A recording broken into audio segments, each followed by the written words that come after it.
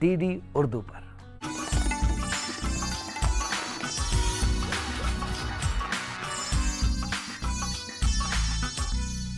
आदाब नाजरीन, रंग तरंग में आप सभी का खैर मकदम है।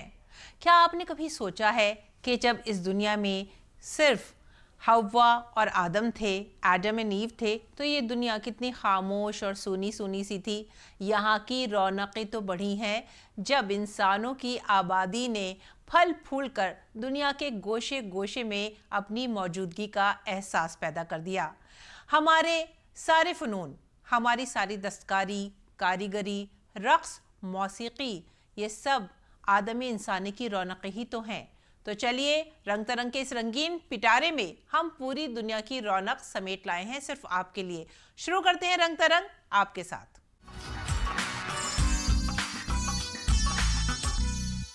कथक हिंदुस्तान का बड़ा ही मशहूर रक़्स है जिसमें हरकत व सकनात की नाजुकी से एक पूरा मंजर बयान किया जाता है। कथक यानी कथा कहने का फ़न, और इस फ़न के माहिर उस्ताद थे शंभू महाराज जी। उन्हीं की याद में एक बड़ा ही खूबसूरत प्रोग्राम मुनक़िद किया गया जिसमें हम आपको लेकर चलते हैं।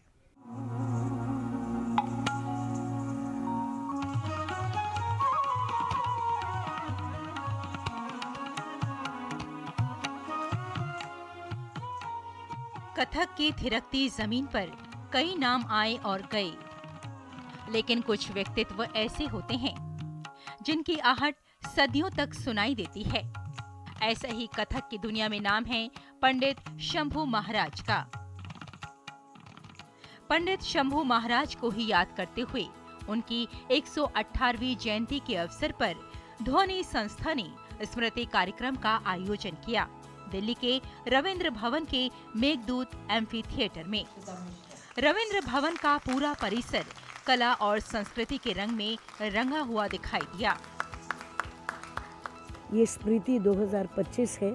इसमें हम पहली बार ध्वनि शंभू स्मृति पुरस्कार दे रहे हैं। दो विशिष्ट लोगों का, जो दो लीजेंड्स हैं, उस्ताद अमजद अली खान साहब एंड पोस्टमसली डॉक्टर माया राव जी। उत्तर भारत की ये शास्त्रीय परंपरा सदियों से अपनी नजाकत, ताल और भाव से दर्शकों को मंत्रमुग्ध करती रही है। कभी तेज पैरों की थाप से तो कभी आंखों की भाषा से।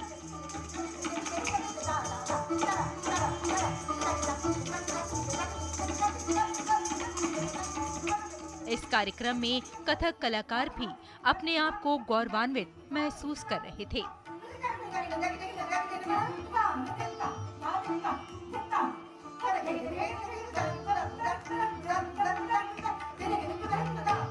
मेरे लिए तो बहुत ही मेरा सौभाग्य है कि मैं इस संस्था के साथ और इस पर्व में जुड़ा हूँ, जो हम महाराज जी का स्मृति, ये हम इस वक्त, क्योंकि 40 साल से ही मैं इस ऑर्गेनाइजेशन के साथ हूँ, और मेरी गुरु भास्वती जी, जिनसे मैंने सीखा और जिनके साथ मैं हमेशा रहा, और मेरे लिए आप सोच नहीं सकते कि ये मैं ही जानता हूँ कि इतना बड़ा सौभाग्य शायद ही किसी का हो। कार्यक्रम में जहां सांस्कृतिक रंग देखा गया, वहीं मुख्य आकर्षण था महान कथाचार्य शंभू महाराज की स्मृति में लगाई गई फोटो गैलरी। इस गैलरी में उनके जीवन, साधना और नृत्य परंपरा में दिए गए योगदान को दर्शाती हुई दुर्लभ तस्वीरें प्रदर्शित की गईं।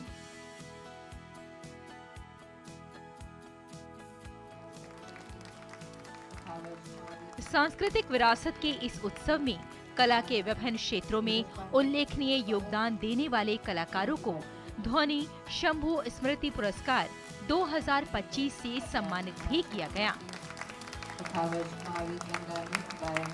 जिनमें सरोद वादक पद्म विभूषण उस्ताद अमजद अली खान और मरणोपरांत कथक नृत्यांगना डॉक्टर माया राव के नाम उल्लेखनीय हैं। स्मृति ने न केवल कला प्रेमियों को एक अनूठा अनुभव प्रदान किया, बल्कि रविंद्र भवन को एक बार फिर संस्कृति का जीवंत केंद्र बना दिया।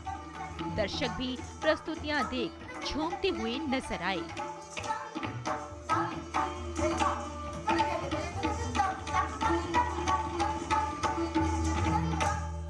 हमारे फैमिली में सारे ही लोग कथक डांसर्स हैं। मेरे पापा, चाचा, ताऊ जी मतलब the great legend Pandit Birju Maharaj जी, वो सारे डांसर्स हैं और मैं बहुत खुश हूँ कि इस घराने में मैं पैदा हुई।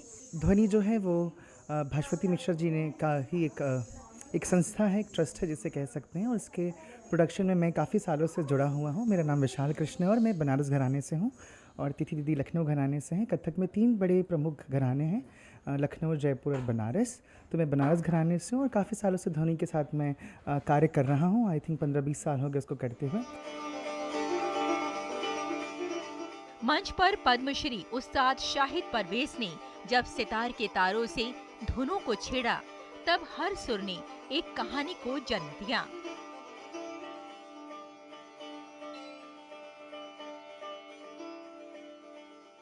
आज का जो कार्यक्रम है मेरी नज़र में बहुत ज़्यादा अहमियत रखता है, क्योंकि ये ऐसे कलाकार की याद में है जो कलाकारों के कलाकार थे, जिनको हमने बचपन से देखा, उनसे बहुत कुछ सीखने मिला। पंडित शंभू महाराज जी, जिनकी 118वीं वर्षगांठ है, और मुझे बहुत खुशी है कि मुझे इस मौके पे मुझे बजाने का मौका मिला और ये मेरे लिए बहुत ही इम्पोर्टेंट कॉन्सर्ट है। सभी कलाकारों ने कथक की उस महान विभूति महाराज शंभूनाथ को याद किया, जिन्होंने अपनी कला से लखनऊ घराने को नई ऊंचाइयां दी। शंभू महाराज की पौत्री इप्सिता मिश्रा ने भी मंच पर शानदार प्रस्तुति दी। कार्यक्रम स्मृति केवल एक कार्यक्रम नहीं था, ये कला, संस्कृति और परंपरा का सुंदर उत्सव बनकर उभरा। रविंद्र भवन के गलियारों में फैली रोशनी, मंच पर थिरकती लय और फोटो गैलरी में शंभू महाराज की आकर्षक तस्वीरें, उनकी स्मृतियां, सभी कुछ एक सुंदर और गरिमापूर्ण वातावरण प्रदान कर रहा था। शंभू महाराज का नाम लेते ही कानों में घुंघरूओं की आवाज आने लग जाती है। शंभू महाराज कहा करते थे, कथक तब तक पूरा नहीं हो सकता जब तक उसमें संगीत की आत्मा ना बस जाए। और आज उन्हीं को याद करते हुए एक बहुत ही खूबसूरत कार्यक्रम का आयोजन किया जा रहा है। आज हम आपको एक ऐसे ही कार्यक्रम में लेकर आए हैं जहां संगीत ही संगीत आपको नजर आएगा और यकीनन आपको एहसास होगा शांति का। वाकई इस भागदौड़ भरी जिंदगी में अगर कुछ पल सुकून के मिल जाएं, शांति के मिल जाएं, तो बात बन जाती है। मैं रेशमा, कैमरामैन मनोज चोपड़ा के साथ।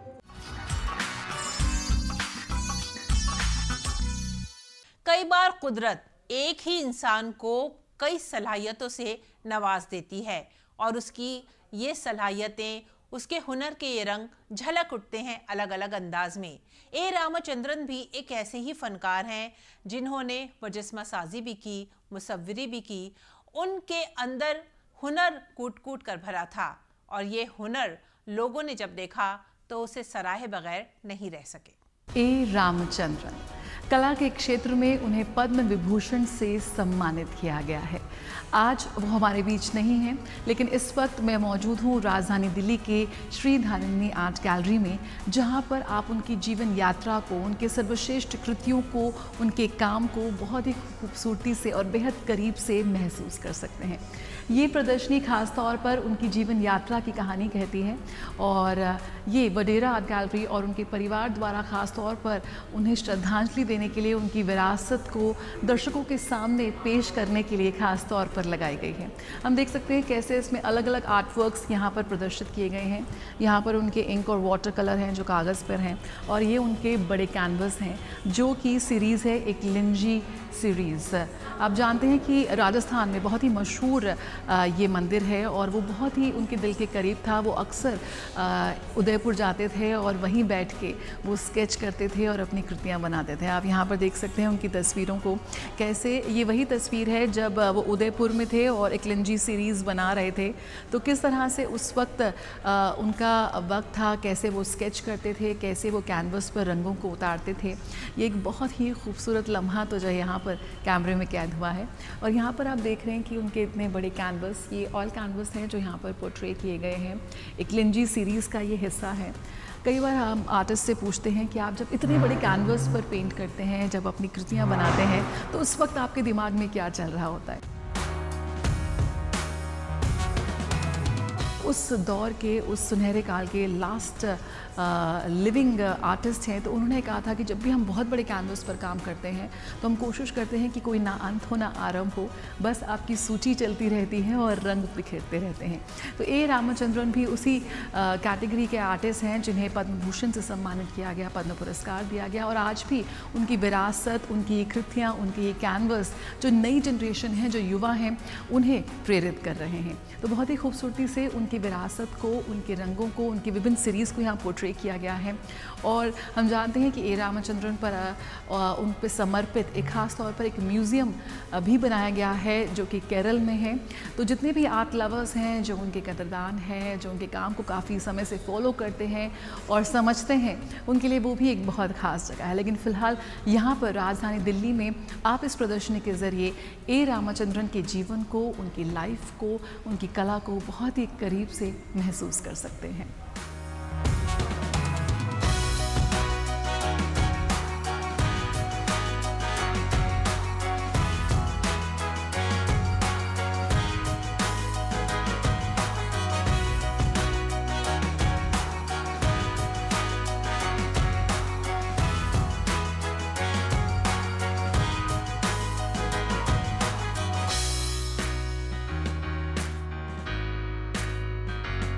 ये मेरे पीछे आप देख रहे हैं ए रामचंद्रन की वो तस्वीर जब वो उदयपुर में थे और स्केच कर रहे हैं।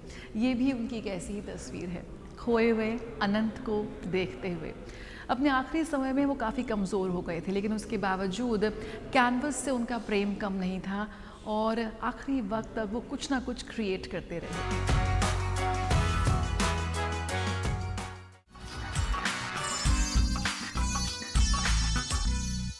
और आइए अब देखते हैं इस बार क्या खास रहा रंग तरंग में।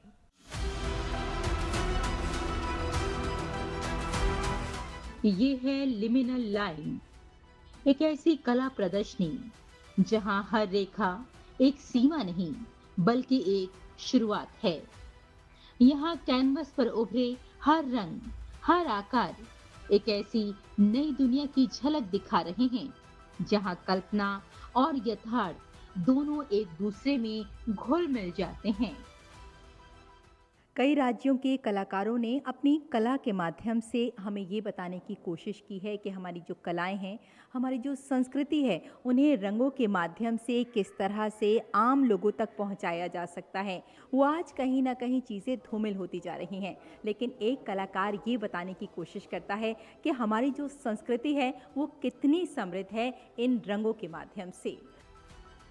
प्रदर्शनी का नाम है लिमिनल लाइन, यानी वे स्थिति जब परिवर्तन आकार ले रहा हो, जहां कुछ पुराना खत्म होकर नया जन्म ले रहा हो।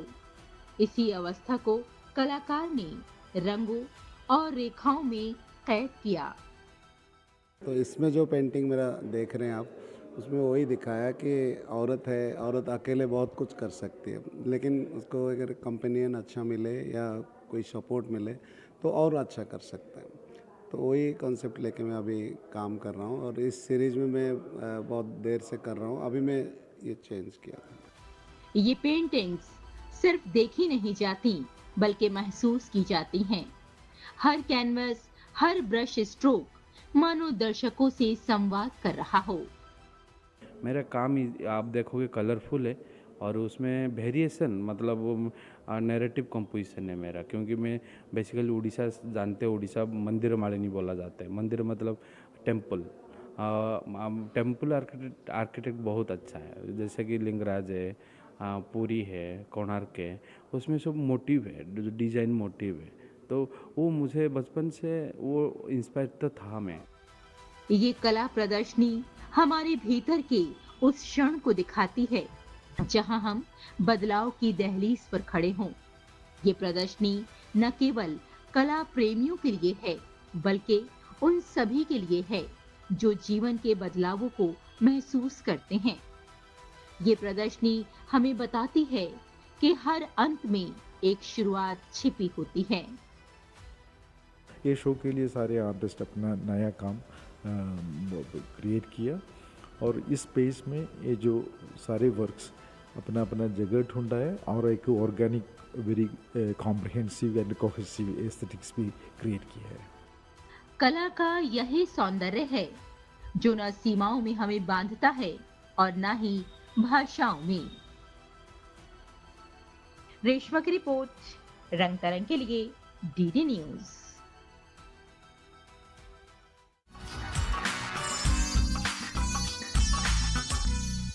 और आइए अब आपको लेकर चलते हैं राजधानी दिल्ली की त्रिवेणी कला संगम गैलरी में। कई बार ऐसा होता है कि देहात शहरों को जन्म दे देते हैं और कई बार यही शहर देहातों को अपने अंदर बसा लेते हैं। शहर इतना फैल जाता है कि गांव सिमटकर शहर के किसी कोने में छुप जाता है, लेकिन फनकार की नज़र इस छुपे हुए फर्क को महसूस कर लेती है। तो आइए देखते हैं ये नुमाइश।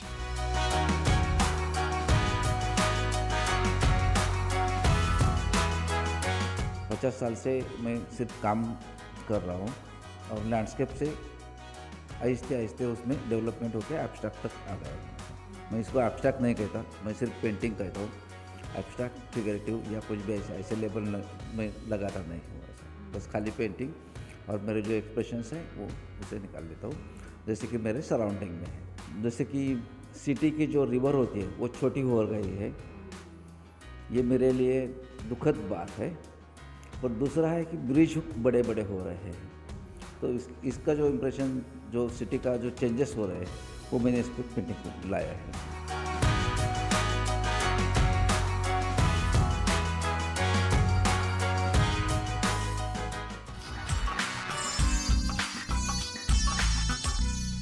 हिंदुस्तान का बैनुल-अक़वामी तिजारती मेला यानी कि इंटरनेशनल ट्रेड फेयर पूरी आन बान शान के साथ जारी है राजधानी दिल्ली के भारत मंडपम में। लोग यहाँ पर पहुँच रहे हैं, खरीदारी कर रहे हैं और नए नए अंदाज के स्टॉल लगे हुए हैं यहाँ पर, जहाँ पर साथ ही खाने पीने के जायके भी मौजूद हैं। तो चलिए हम भी इस मेले में शरीक होते हैं आपके साथ।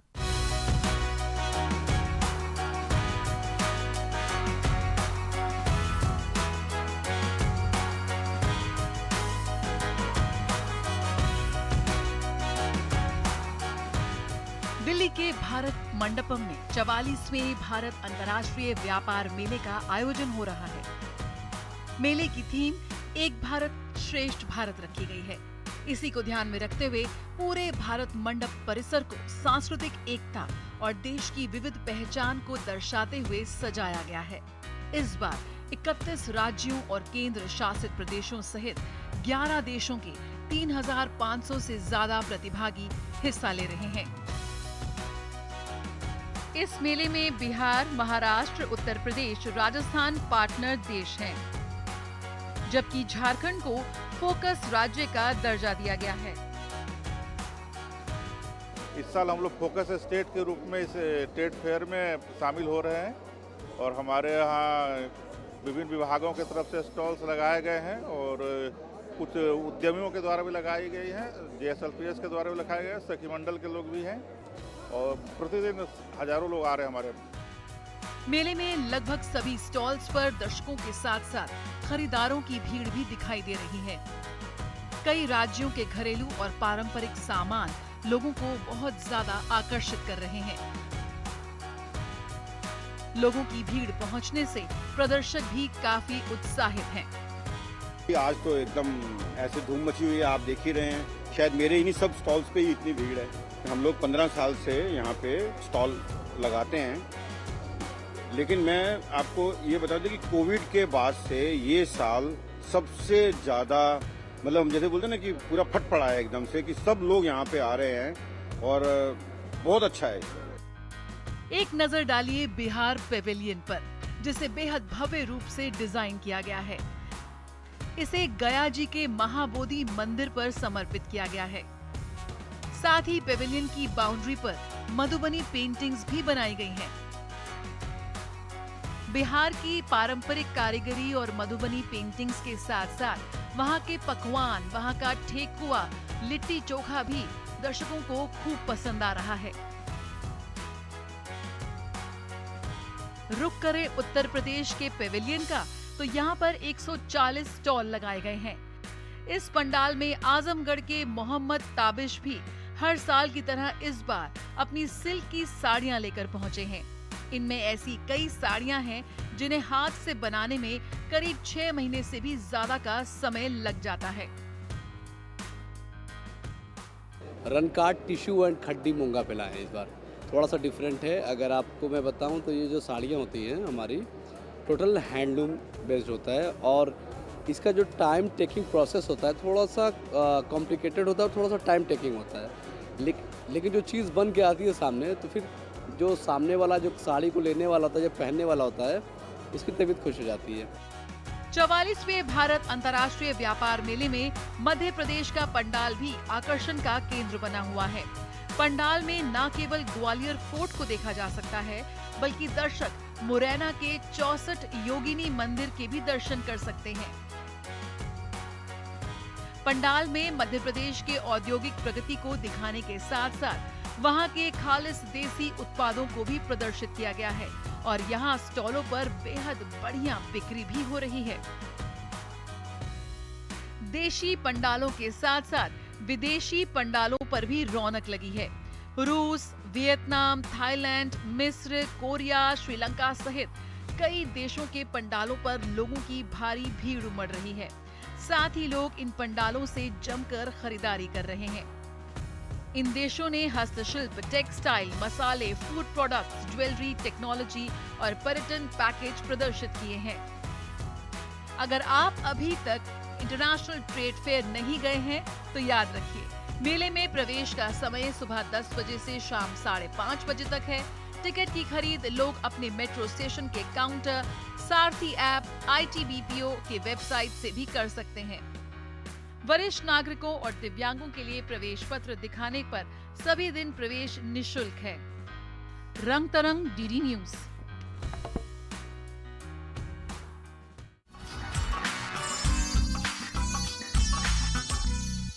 जनाब, आज आपको हमने मेला भी घुमाया। कहने वाले तो ये कहते हैं कि ये दुनिया एक मेला है और इस मेले में हम सब अपना अपना रोल निभा रहे हैं, तो क्यों ना इस मेले की रौनकों से खूब लुत्फ उठाएं। अगले हफ्ते इसी वक्त इसी चैनल पर हमसे मिलना मत भूलिएगा। तब तक के लिए आप हमारी पूरी टीम को दीजिए इजाजत। आदाब।